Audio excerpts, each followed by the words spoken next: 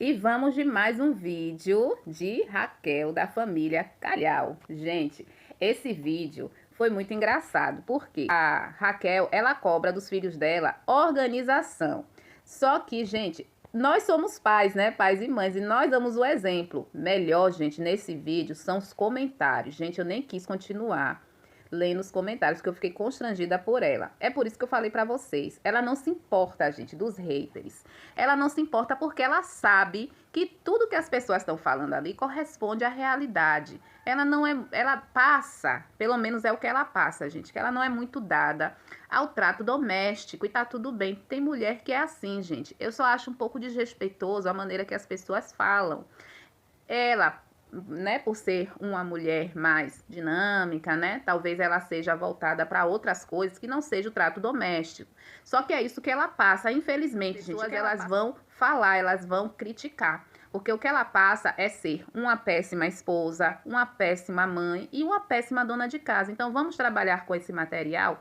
Vamos lá. Dada essa informação para vocês, vamos falar sobre o famigerado guarda-roupa dos filhos dela.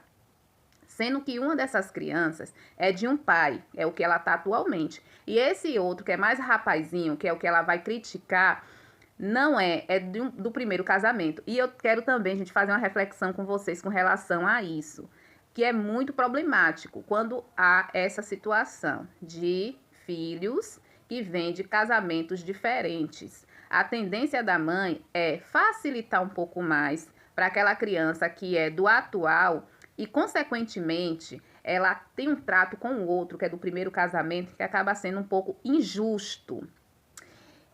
Ela coloca a situação dessa forma. O filho mais velho tem uma gaveta, e essa gaveta é destinada a cuecas, né? As peças íntimas dele masculina.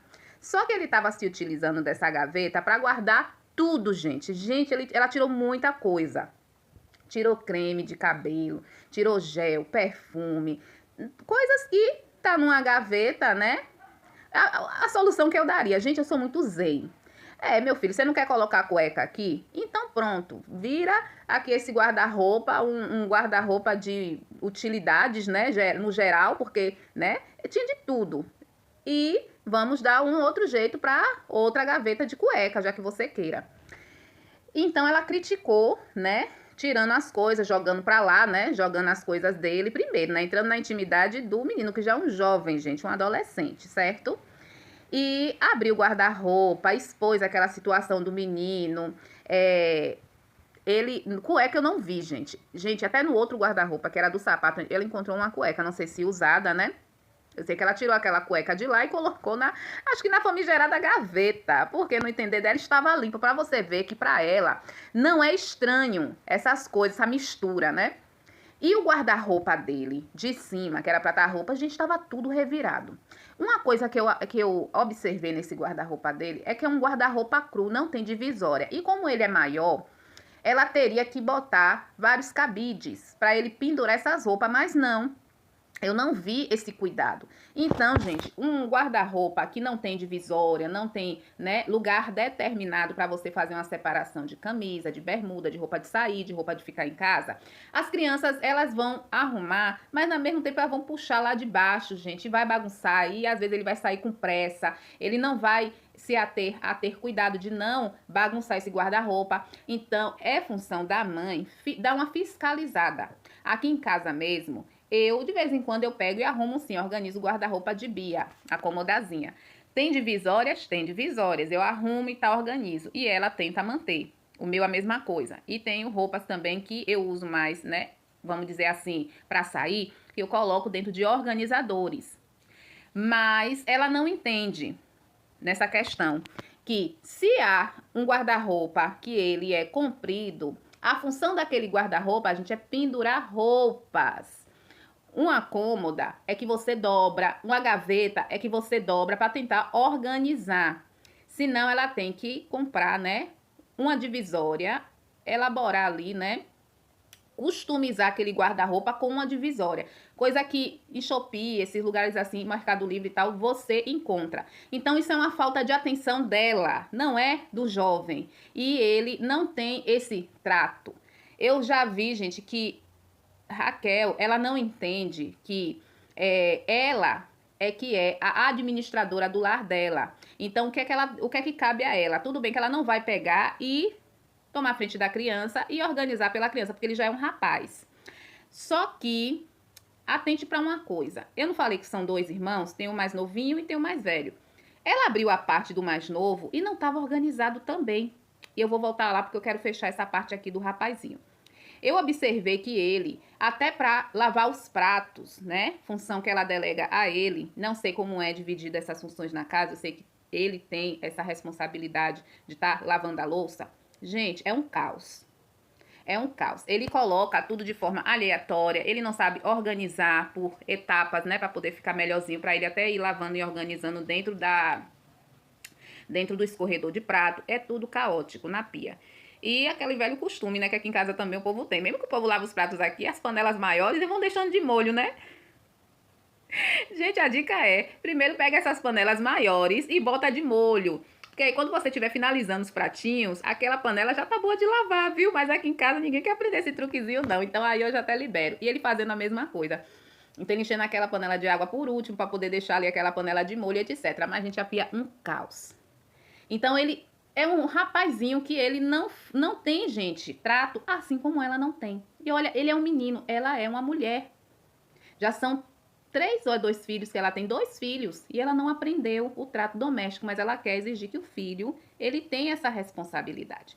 Voltando lá para o outro filho dela. Gente, o outro filho dela, se eu não me engano, tem uns 6 anos, por aí. E ela abriu o guarda-roupa dele.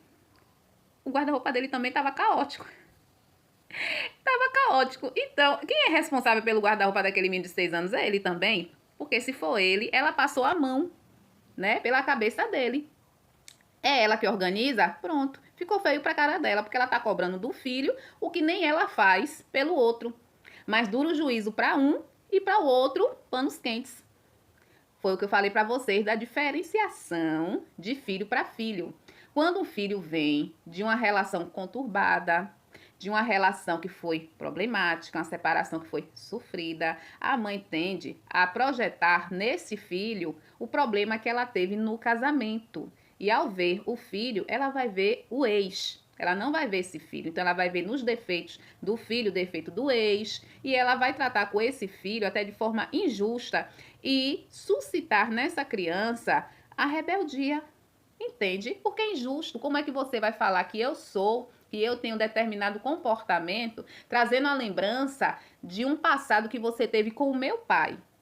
Aí o outro não. Por quê? Porque minha relação atual é maravilhosa. Então, consequentemente, o meu trato com o segundo filho, que é o filho que eu tenho desse casamento atual, vai ser melhor. Ele vai ter mais carinho, ele vai ter mais atenção. O outro não. O outro vai ter tudo de mim que eu tenho de frustração vai ser em cima desse outro. E isso é muito triste, gente. Não façam isso. Existem famílias também de mãe que tem mais de um filho que as pessoas também não entendem. As pessoas acham que tem favoritismo.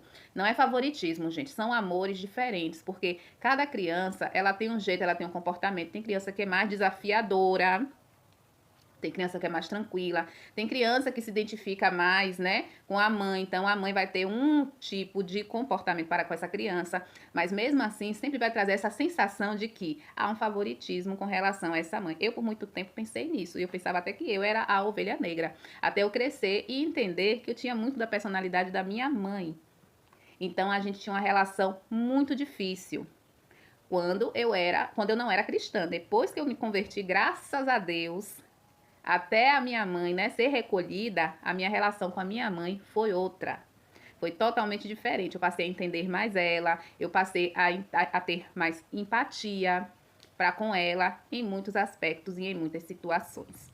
Então, gente, é esse vídeo que eu deixo para vocês, essa reflexão que eu deixo para vocês também. Cuidado, vocês como mãe, vocês têm uma responsabilidade muito grande de determinar o futuro do psique do seu filho. Não deixem, gente, não aceite que a bagagem que o seu filho vai levar para frente seja de amargura, de rancor, de um trato para com a mãe que não foi legal. Né? Lembrança com ele da forma que ele foi com a mãe, um relacionamento difícil, um relacionamento onde não havia diálogo. Hoje em dia eu vejo que tem muitas mães que não se importam muito. no que elas estão fazendo e construindo, né, na mente dessas crianças. Não se preocupam em fazer memórias boas dessas crianças. E no caso dela, que faz vídeo, é pior ainda, porque tudo isso vai ficar documentado. Hoje ele possa não entender a problemática de muita coisa, mas amanhã, assistindo e tendo contato a esses conteúdos, ele pode ter noção do quão problemático era o trato dessa mãe para com ele.